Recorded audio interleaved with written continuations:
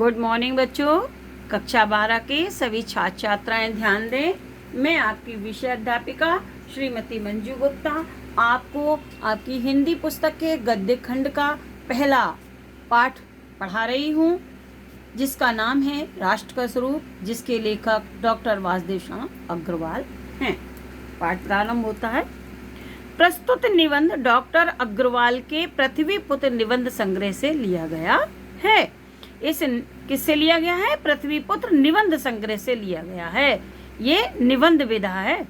इस निबंध में लेखक ने 3 तत्वों पृथ्वी, जन और संस्कृति पर प्रकाश डालते हुए बताया है कि राष्ट्र का स्वरूप इन्हीं 3 तत्वों से निर्मित होता है। प्रत्येक लेख में प्रस्तुत लेख में यह स्पष्ट किया गया है कि पृथ्वी को माता के रूप में तथा स्वयं को पृथ्वी पुत्र के रूप में मानना राष्ट्रीयता की भावनाओं के उदय के लिए आवश्यक है। माता पुत्र का यह संबंध अत्यंत पवित्र है। जिस प्रकार माता अपने समस्त पुत्रों को समान भाव से चाहती है, उसी प्रकार इस पृथ्वी पर बसने वाले सभी जन समान हैं।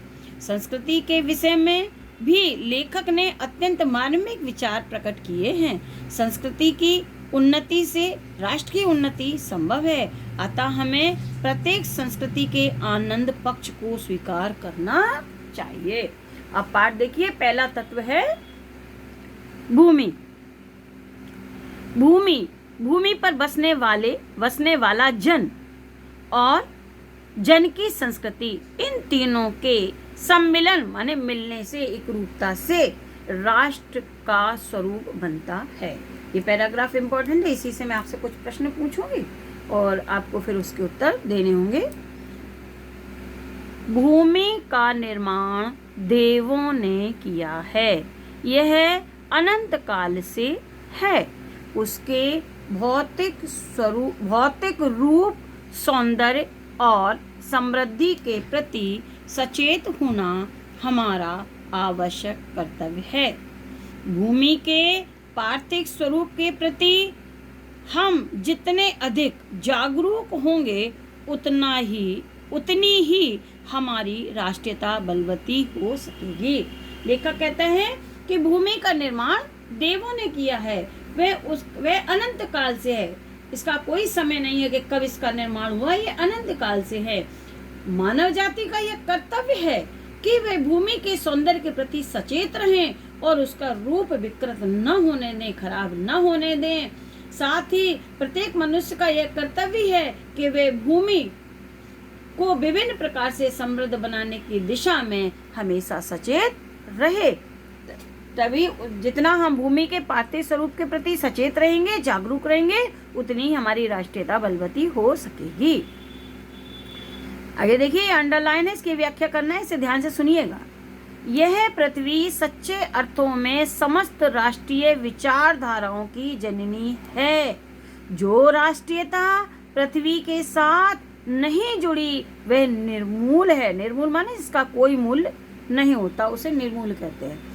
राष्ट्रीयता की जड़ें पृथ्वी में जितनी गहरी होंगी, उतना ही राष्ट्रीय भावों का अंकुर पल्लवित होगा। लेखक कहता है कि जो राष्ट्रीय विचारधारा पृथ्वी से संबंधित नहीं होती, पृथ्वी से जुड़ी नहीं होती, वह आधार विहीन होती है, उसका कोई मूल्य नहीं होता और उसका जो अस्तित्व है वो अल्प समय में समाप्त हो जाता है। वस्तुतः राष्ट्रीयता की जड़ें पृथ्वी में जितनी अधिक गहरी होंगी, उतना ही राष्ट्रीय भावों का अंकुर पल्लवित होगा। लेखक कहता है, वस्तुतः पृथ्वी के गौरव के प्रति हम जितने अधिक सचेत रहेंगे, उतनी हमारी राष्ट्रीयता बलवती होगी और राष्ट्रीयता का आधार जितना सशक्त होगा, राष्ट्रीय भावनाएं उतनी अधिक विकसित होंगी। इसीलिए पृथ्वी के भौतिक रूप की आद्योपांत जानकारी प्राप्त करना, उसकी सुंदरता उपयोगिता और महिमा को पहचानना आवश्यक है। इसीलिए लेखक कहता है कि हमें पृथ्वी के भौतिक स्वरूप के आदि से अंत तक संपूर्ण जानकारी प्राप्त करना, उसकी सुंदरता, उपयोगिता और महिमा को पहचानना न हमारा केवल कर्तव्य ही नहीं, हमारा आवश्यक धर्म है।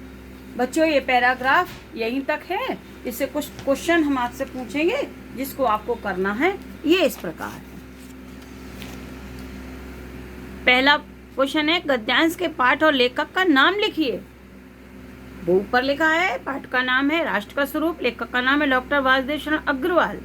दूसरा प्रश्न है, रेखांकित अंश की व्याख्या कीजिए। मैंने आपको रेखांकित अंश की व्याख्या समझा दी है, आप सुनेंगे और करेंगे। राष्ट्रीयता की जड़ें पृथ्वी में जितनी अधिक गहरी होंगी उतना ही राष्ट्रीय भावों का अंकुर पल्लवित होगा। ये इन्वर्टेड कॉमा है। इस पंक्ति का आशय स्पष्ट करना है, तो आप इस पंक्ति का आशय कैसे स्पष्ट करेंगे? लिखेंगे, राष्ट्रीयता की जड़ें पृथ्वी में जितनी गहरी होंगी उतना ही राष्ट्रीय भावों का अंकुर पल्लवित होगा। आशय यह है कि हम पृथ्वी के गौरव और अस्तित्व के प्रति जितने अधिक सचेत रहेंगे, जितनी अधिक हम उसकी जानकारी होगी, उतनी ही हमारी राष्ट्रीयता की भावना बलवती होगी, उतना ही हमारी राष्ट्रीयता की आधारशिला भी सशक्त होगी और राष्ट्रीय भावनाएं उतनी ही अधिक विकसित होंगी। चौथा प्रश्न है, देवताओं द्वारा निर्मित भूमि के प्रति मानव जाति का क्या कर्तव्य है? देवताओं द्वारा निर्मित भूमि के प्रति मानव जाति का क्या कर्तव्य है? उत्तर लिखेंगे कि देवताओं द्वारा निर्मित भूमि के प्रति मानव जाति का यह कर्तव्य है कि वह इस भूमि के सौंदर्य के प्रति सचेत रहे, उसका रूप विकृत न होने दे। साथ ही मनुष्य का यह कर्तव्य है कि वे भूमि को विभिन्न प्रकार से समृद्ध बनाने की दशा में सचेत भी रहे। अंतिम प्रश्न है, पृथ्वी के प्रति हमारा क्या धर्म है? पृथ्वी के प्रति हमारा क्या धर्म है? उत्तर लिखेंगे कि पृथ्वी के प्रति हमारा यह धर्म है कि प्रारंभ से अंत तक पृथ्वी के भौतिक स्वरूप की जानकारी रखें तथा उसके रूप, सौंदर्य और उपयोगिता और महिमा को भली भांति पहचानें। इन प्रश्नों के उत्तर आप अपनी कॉपी में कर लेंगे। आगे के पैरा में कल पढ़ाऊंगी। Thank you.